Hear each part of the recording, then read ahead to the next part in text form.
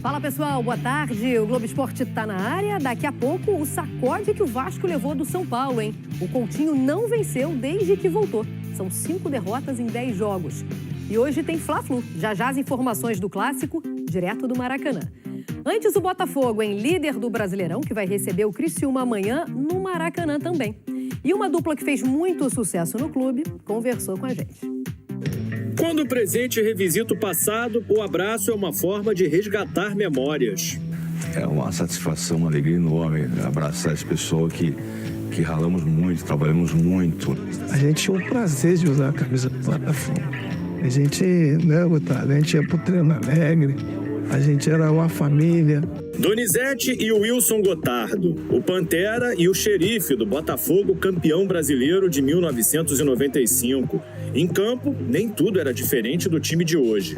O que existe semelhante é assim, ó, você tem um time proativo. E eu vejo esse time que tem uma imposição de jogo, a gente também tinha. A estrutura dos treinos, sim, era outra. Mas era também uma época em que o Maracanã ainda era a casa do Botafogo. A gente gostava de jogar mais no Maracanã, né? Porque o Maracanã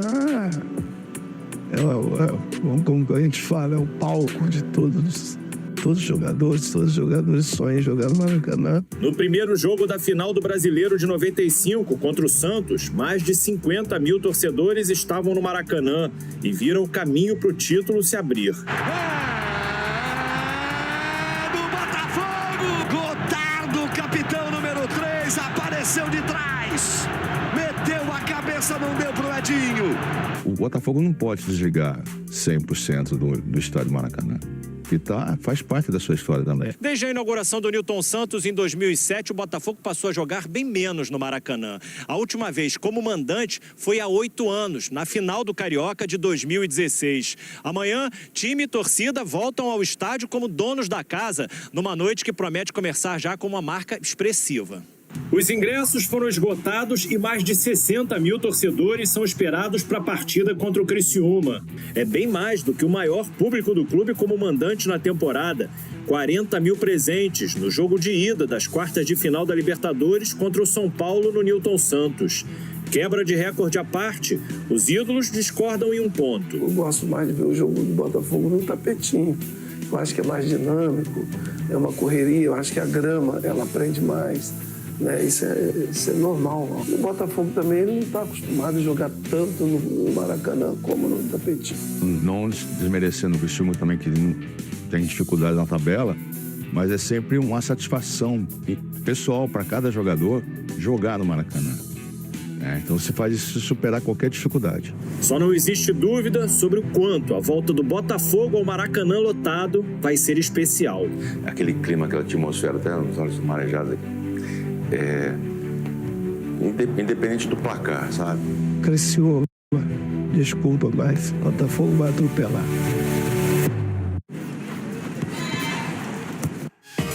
Marinho, às 10h02 da noite. Marinho, às 11h07 da noite. Você viu a reação do Marinho, né? Deu uma bica ali no cone.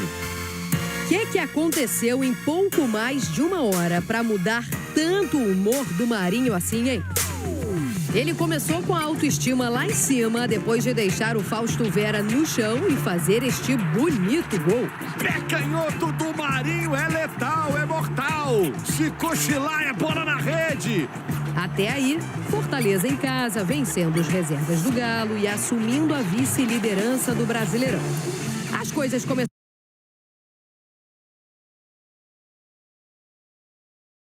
a dar errado para o Marinho, depois que o Palácios cruzou e o Fausto Vera empatou. E o Fausto Vera de cabeça tira do goleiro, manda lá no cantinho. Para piorar, o Marinho ficou boladão quando sofreu essa falta. Deu uma ombrada no Palácios e levou o cartão vermelho direto. Ele saiu muito bravo. Tá explicada a mudança de humor. O Fortaleza ainda teve mais um expulso, o Tinga, por causa dessa falta aí. Ainda assim, segurou o empate e está em terceiro no Brasileirão. Já vão ao vivo pro Maracanã, hein? Ídolos de Flamengo e Fluminense, Gabigol e Cano tentam se recuperar no clássico de hoje. para trazer as notícias do Clássico. Boa tarde, Ana. Seja bem-vinda. Ei, Mari, ótima tarde para você, para todo mundo. O Flamengo chega para esse Fla-Flu de hoje bastante motivado. Desde que o técnico Felipe Luiz assumiu o comando da equipe, foram 2 jogos, 2 vitórias e agora ele vai para o primeiro Clássico como treinador. Mas para hoje o Flamengo tem desfalques, tá? Gerson Pulgar e De La Cruz, que na terça-feira jogaram pelas eliminatórias na Copa do Mundo, né, pelas suas respectivas seleções, eles não vão ser nem relacionados para hoje por causa do desgaste físico. Já o Arrascaeta e o Plata, que também jogaram na terça-feira, devem ficar à disposição no banco de reservas. Com isso, Alan Alcaraz e Michael devem ganhar uma chance no time titular e uma possível mudança na equipe é a entrada do Fabrício Bruno na zaga, com o Léo Ortiz voltando a ser improvisado como volante. Agora a gente vê então como é que deve ser a provável escalação do Flamengo, com Rossi, Wesley, Fabrício Bruno, Léo Pereira, Alexandro, Alan, Léo Ortiz e Alcaraz, Michael, Bruno Henrique e Gabigol. A gente lembra que o Flamengo precisa de um bom resultado para manter viva a esperança de ainda brigar pelo título do Brasileirão. O time é o 4º colocado na tabela, com 9 pontos a menos do que o líder Botafogo e também com um jogo a menos. Lembrando também, Mari, que a torcida do Flamengo esgotou os ingressos para hoje. Ana, e aí já do lado do Flu, a expectativa era pelo retorno do Thiago Silva, o que não vai acontecer, né? E aí o Mano tem um problemaço. Pois é, se por um lado, Mário, o Fluminense vive uma situação diferente na tabela, tentando se distanciar da zona de rebaixamento, está ali na 16ª colocação, o Fluminense vai viver um clássico com desfalques também, tá? Além do Thiago Silva, que já eu vou detalhar mais, o Kevin Serna está lesionado, tem também o Keno e o Marcelo, que cumprem suspensão, e aí entra a situação do Thiago Silva, que ainda não está totalmente recuperado da lesão no calcanhar, então com isso ele está fora. E a gente sabe que a ausência do Thiago Silva tem um impacto muito grande na equipe do Fluminense, tá? Porque desde que o Thiago Silva chegou ao time, o Fluminense disputou 5 jogos sem ele. E aí perdeu 4 e venceu apenas 1. Então, para hoje, quem tem chances de assumir uma vaga no time titular é o Ignácio, que está recuperado de uma lesão no joelho. Então, a provável escalação do Fluminense é o seguinte: Fábio, Samuel Xavier, Ignácio, Thiago Santos, Diogo Barbosa, Bernal, Martinelli, Ganso, Lima, Arias e Cauã Elias. E nesse clássico de hoje, a gente tem de um lado o Gabigol, do outro o Cano, que está na reserva, mas é sempre motivo de esperança, né, para o torcedor do Fluminense. E esses 2 atacantes, geralmente, eles não perdem oportunidade de fazer gol quando se trata de Fla-Flu. É isso que a gente vai ver agora na reportagem da Sofia Miranda. Houve épocas distintas e nem tão distantes assim, em que 2 reinados eram incontestáveis. Os símbolos fortes, sólidos, quase manias, faziam o torcedor feliz. Mais do que isso, passavam a segurança de que lá na frente não tinha com o que se preocupar. Olha o Gabriel pedindo cruzamento, Gabriel! Germán Cano é o nome da emoção! Gabigol e Germán Cano, heróis de finais de Libertadores e de outras tantas felicidades para os torcedores. A temporada mais goleadora do Gabigol pelo Flamengo foi em 2019, quando fez 43 gols em 59 jogos. A do Cano pelo Fluminense foi em 2022, 44 gols em 70 jogos. Os feitos marcantes são eternos. Não por isso os ídolos estão imunes às fases ruins e às críticas. 2024 definitivamente não está sendo a temporada deles. Gabigol teve pouco espaço com o Tite, fez 4 gols em 30 jogos pelo Flamengo, só 6 como titular. O último gol foi em julho, na vitória sobre o Criciúma, de pênalti.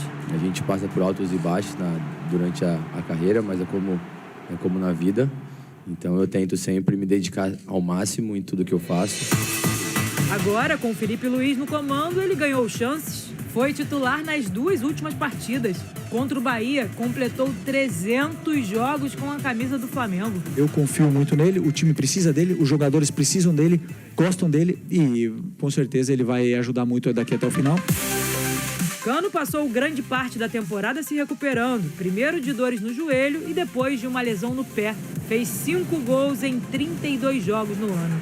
A última vez que marcou foi no início de maio, há mais de 5 meses.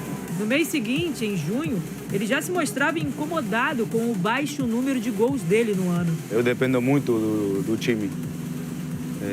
porque sem eles eu não conseguiria todos os goles que eu fiz no 22, no 23. Então este ano está um pouco difícil, mas nada é impossível. O jejum só aumentou. Um jogador que é essencialmente um finalizador e que precisa muito da equipe, sofre mais do que os outros. E o goleador, o artilheiro, ele vive muito da confiança. Hoje à noite, aqui no Maracanã, Germán Cano e Gabigol vão se enfrentar no Fla-Flu, um clássico que eles estão mais do que acostumados a jogar. O Fluminense é a maior vítima do Gabigol desde que ele chegou ao Flamengo. E o mesmo acontece com o Cano em relação ao rival. Gabigol fez 11 gols em 25 clássicos entre Flamengo e Fluminense. Já o Cano fez 7 gols em 14 partidas disputadas entre os dois times.